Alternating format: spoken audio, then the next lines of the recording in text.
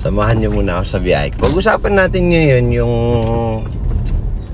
inconvenience, no? Tama ba? Yung inconvenient about something that can ruin a day of someone na merong problem with the mental health, no?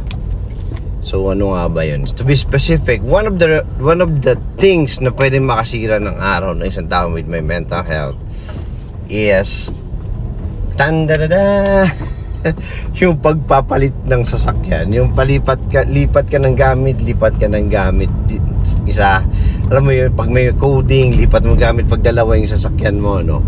So isa sa inconvenient na naramdaman ko sa buong buhay ko, minsan nagiging disadvantage kapag may coding car ka, no? Alam ko marami nakaka-relate nito. Anyway, bago tayo mag-umpisa, bago tayo magkwentuhan, maraming salamat nga muna sa akin best friend dahil nakipag-swap sa akin ng vehicle.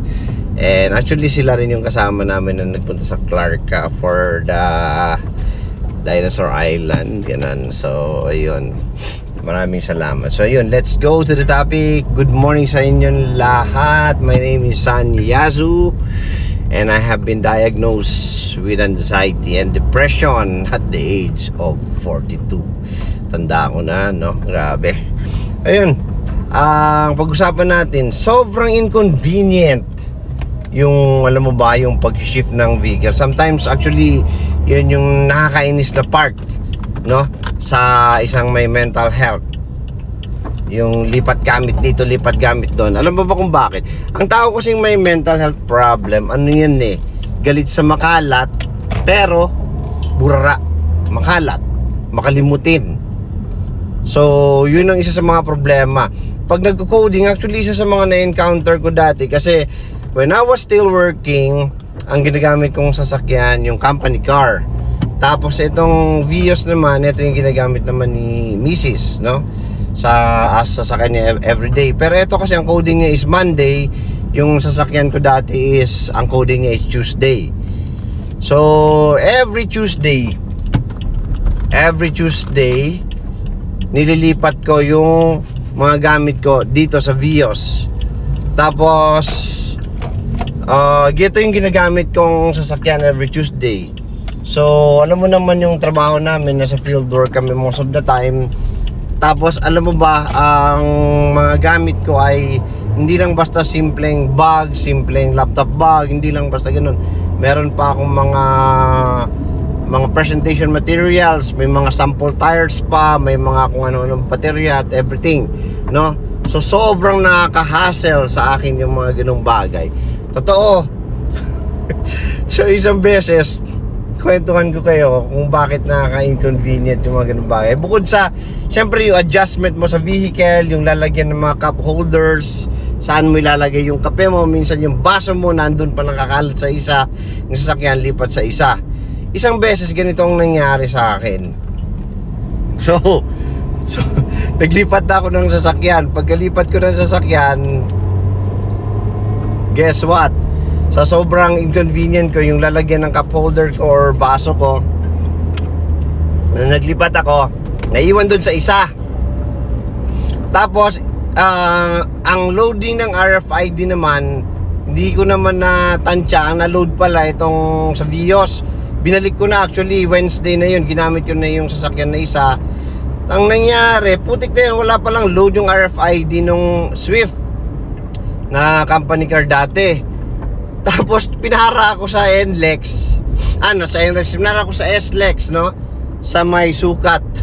Kasi nga walang laman yung RFID ko. Hindi mabasa, tapos wala rin laman. And ang nangyari, hindi ko mahanap yung card nung Swift.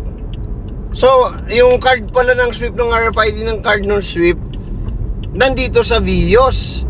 Tapos, ang worst pa doon, hinanapan ako ng ID. Wala rin ako papakitang ID, nandito rin sa Vios lahat, pati lisensya ko.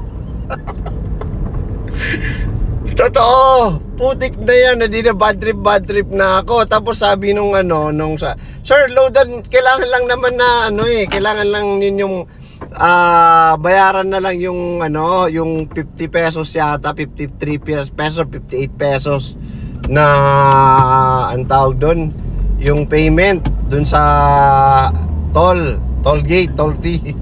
Wala rin akong pera that time. Walang laman kasi nga wala yung wallet ko. Oh my God. So sobrang disaster. So, tinawagan ko pa yung asawa ko para loadan niya yung para padala niya ako through GCash from the ang tawag doon, yung toll plaza.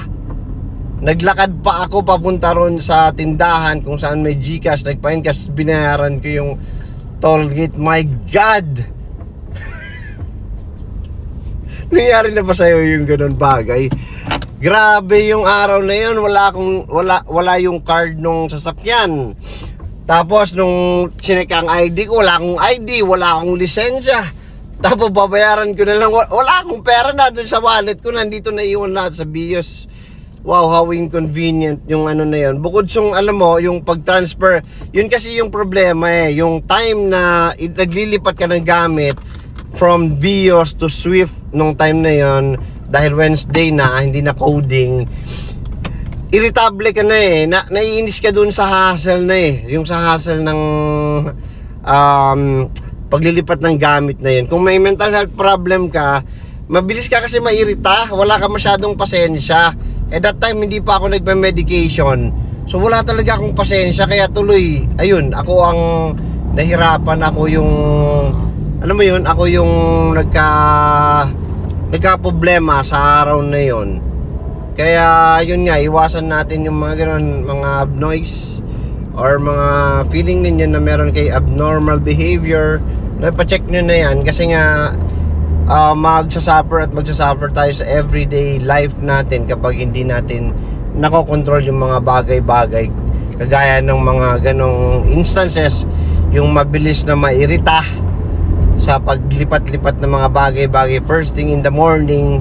Nagre-end result siya ng mga things such as na mga ganun, nagiging disaster na yung buong araw mo. Then syempre ang effect nun, hindi na ako makapagtrabaho na maayos kasi inis na ako, iritang-irita na ako sa mga ganung bagay. Tapos ano yun hindi mo laging nasiship at saka lagi mong iniisip yung bagay na yun. Kapag hindi ka nagpa-medication, yung utak mo ay naka-center na doon sa ano na yun, sa naging situation, no? Hindi ka masyadong, kumbaga, yung emotion mo, matagal mo bago ma-shift.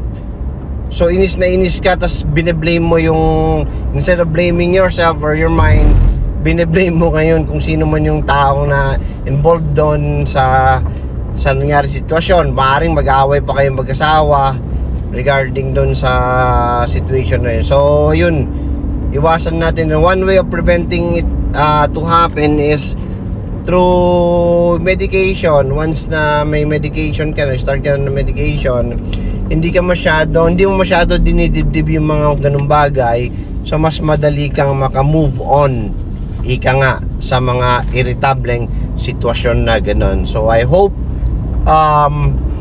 yung kwento ko sa inyo ay makakatulong, no? At makakonvince sa inyo na come on, give it a try, no? Magpa-medication kayo. It won't tawag dito, hindi masyado naman nakakaabala kapag once na nag-take ng medication. And once naman na may mental health problem ka, such as like anxiety or depression, this gaganda-ganda yung buhay mo, especially yung mga ganong moments and situation, maiayos mo, no? So yun lang naman. When I started medication, things got a little bit shaken up. Mas madali kong makontrol yung aking emotion, yung anger, yung issue sa pagiging irritable na mabilis. Mas madali ko siyang nakokontrol as compared dun sa dati na hindi ako nagme-medication at all. So mas maganda yung nagiging araw ko, hindi masyado ako apektado. Then I just take a deep breath and inhale, exhale. I feel better at the time. So thank you so much sa pagsali sa biyahe ko ngayong umaga. Magandang umaga sa inyo lahat and have a great day, no? Shout out sa inyo lahat. Bye bye.